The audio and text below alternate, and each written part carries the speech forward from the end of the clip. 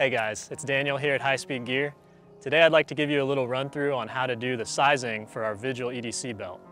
So the main thing to remember when you're looking at sizing a Vigil EDC belt is that your waist size, your pant size, is not necessarily your waist size.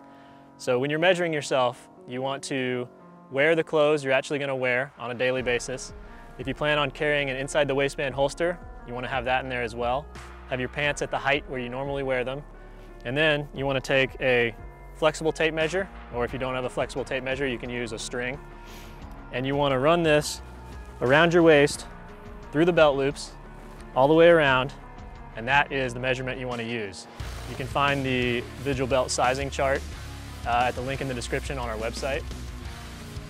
So, once you've done that, and you actually receive your Vigil belt, it'll come packaged something like this.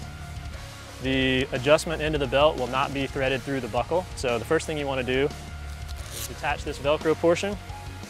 Take this tail, you're going to insert it through the buckle from the front to the back. And you're actually going to insert it until the end of the fabric goes through the buckle. You're going to fold the Velcro over so it makes contact.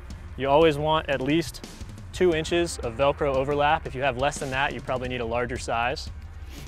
So set that about where it looks right, put it on, test it out, make adjustments as necessary, and once you get the sizing just how you like it, you can take this elastic loop and slide it up over both layers of webbing,